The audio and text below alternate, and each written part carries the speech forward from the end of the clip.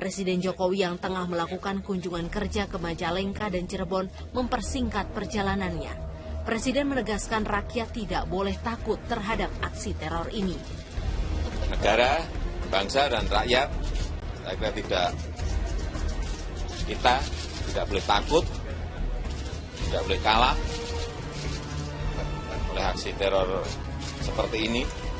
Dan saya mengharap masyarakat tetap tenang karena semuanya terkendali. Hingga Kamis malam 7 orang dinyatakan tewas, korban ledakan bom dan serangan bersenjata di kawasan Sarinah. Korban tewas merupakan pelaku pemboman, 1 orang tewas warga negara Kanada yang bekerja untuk PBB dan 1 lagi warga negara Indonesia, semuanya berjenis kelamin laki-laki. Sebanyak 23 orang menjadi korban luka-luka yang tersebar di sejumlah rumah sakit di Jakarta.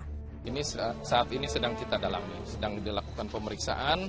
Rekan-rekan dari Inavis sedang melakukan pencocokan dengan database yang ada di IKTP. Masyarakat yang merasa kehilangan anggota keluarganya yang mungkin pada saat itu berada di sekitar TKP, kalau merasa kehilangan agar segera melaporkan. Beberapa pihak juga mendatangi Rumah Sakit Polri Kramat Jati, Jakarta Timur, mencari kemungkinan ada anggota keluarga mereka yang menjadi korban. Tak hanya warga negara Indonesia, pihak kedutaan asing pun menyambangi rumah sakit memantau warga negara mereka yang terluka. Menurut Kapolda Metro Jaya Irjen Pol Tito Karnavian, ledakan bom di kawasan Sarinah merupakan dampak dari perebutan kekuasaan antar kelompok Islamic State of Iraq and Syria atau ISIS yang bersaing untuk menjadi pemimpin ISIS di Asia Tenggara. Sel-sel ISIS yang ada di Asia Tenggara ada di Indonesia, Malaysia, Filipina, Thailand, dan lain-lain.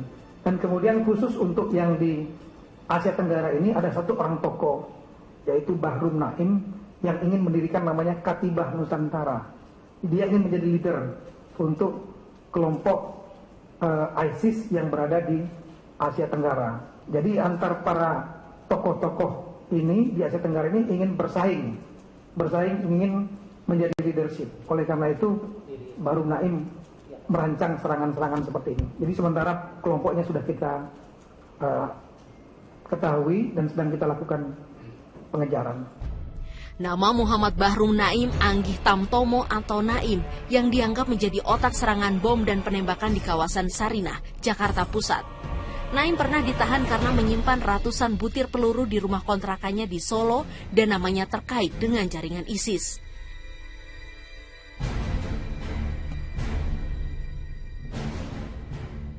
Presiden pun memerintahkan untuk menumpas pelaku dan jaringannya hingga tuntas secepatnya. Jokowi memastikan situasi di area ini telah dalam kondisi yang kondusif bagi aktivitas warga. Jumat siang, olah TKP ledakan bom di area Gedung Menara Cakrawala, Jakarta dilakukan. Polisi menyatakan aktivitas di gedung ini akan kembali dibuka secara normal keesokan harinya. Usai olah TKP di coffee shop, seluruh pembatas yang sebelumnya menutup area di halaman Gedung Menara Cakrawala ini telah dibongkar dan para pejalan kaki diperbolehkan melintas.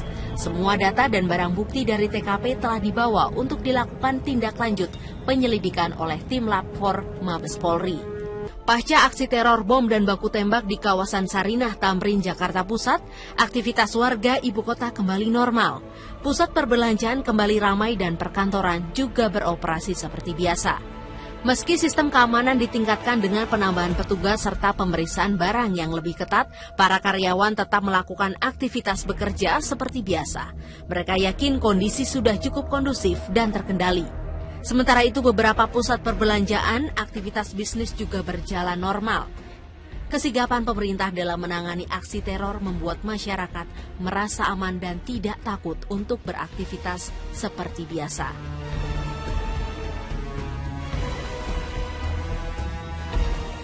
Menko Polhukam Luhut Binsar Panjaitan dan Kapolri Jenderal Polisi Badrodin Haiti mengunjungi korban bom yang berada di Rumah Sakit Cipto Mangunkusumo, Jakarta Pusat. 1 korban yang dirawat merupakan anggota kepolisian yang bertugas di Direktorat Lalu Lintas Polda Metro Jaya yang saat kejadian ledakan sedang bertugas di kawasan Sarinah.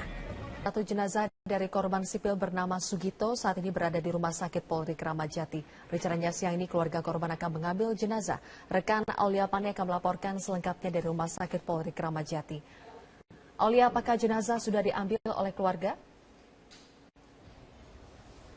Ya, Zulfia, sampai dengan siang hari ini kami masih menunggu proses serah terima jenazah atas korban bernama Sugito dari pihak Rumah Sakit Polri Kramat Jati ke pihak keluarga korban. Namun sampai dengan siang hari ini belum terlihat adanya keluarga korban ini yang datang ke rumah sakit ataupun ke posko postmortem Rumah Sakit Polri Kramat Jati.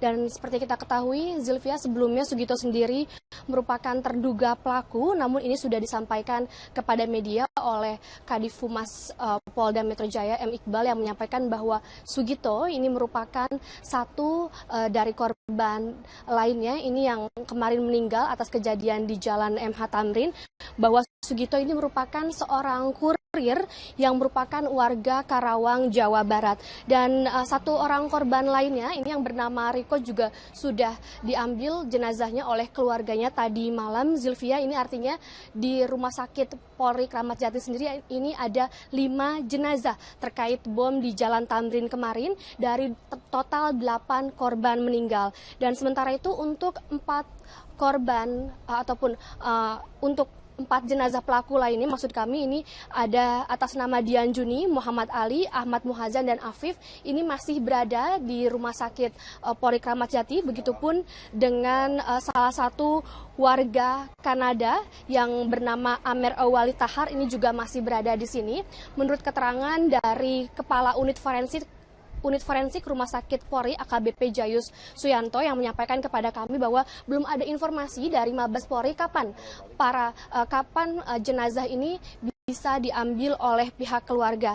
Dan sementara itu untuk kondisi di Rumah Sakit Kramat Jati ini sendiri, di Rumah Sakit Polri ini penjagaan masih tetap diperketat, khususnya di area postmortem Rumah Sakit Polri ini masih dijaga oleh puluhan dari personil kepolisian, dan polis lain juga ini masih terpasang di sekitar area postmortem Rumah Sakit Polri Kramat Jati. Untuk sementara, Zulfia, informasi yang dapat kami sampaikan, kembali ke Anda. Terima kasih pemirsa, kembali lagi di Breaking News Metro TV. Kami masih menghadirkan informasi terkini pasca ledakan bom dan juga baku tembak teror di ibu kota yang terjadi di area Tamrin, Jakarta Pusat. Perlu kami informasikan kembali, sempat beredar begitu ada informasi bahwa ledakan serupa juga terjadi di beberapa titik di ibu kota Jakarta. Namun berdasarkan keterangan dari Kadif Humas Mabes Polri, Irjen Pol Anton Carlian, bahwa sudah dikonfirmasi bahwa ledakan atau insiden teror ini hanya terjadi di areal Tamrin, Jakarta Pusat, di mana ledakan ini pertama terdengar di pukul 10.40 waktu Indonesia Barat, lalu menyusul ledakan kedua di pukul 10.50 waktu Indonesia Barat, di pukul 10.56 waktu Indonesia Barat, hingga pukul 11.02 sudah terjadi kurang lebih ada 6 ledakan dan juga baku tembak di sana. Dan untuk mengetahui informasi atau situasi terkini, kami akan ajak Anda untuk menyaksikan gambar yang sudah berhasil tim kami rekan bersama rekan Elvita Hairani. Elvita, sudah bisa mendengar suara saya? Ya, rekan Elvita.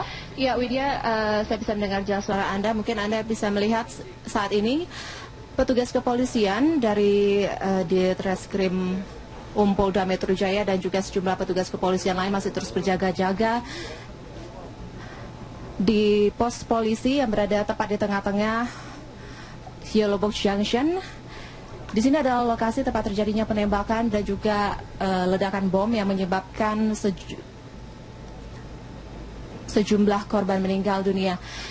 Dan saat ini pihak kepolisian masih terus mengumpulkan bukti-bukti dan juga sejumlah proyektil. Tadinya kami bisa melihat jelas beberapa barang-barang yang akhirnya sudah diambil oleh pihak kepolisian. Dan tadi juga sempat rekan kami menemukan proyektil peluru yang berada di Gedung Jaya, di halaman parkir Gedung Jaya,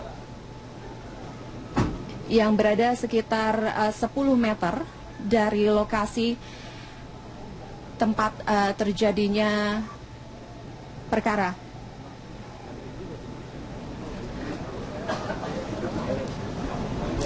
Tadi sebelumnya juga lokasi ini sempat didatangi oleh Wakapolri, Komjen Pol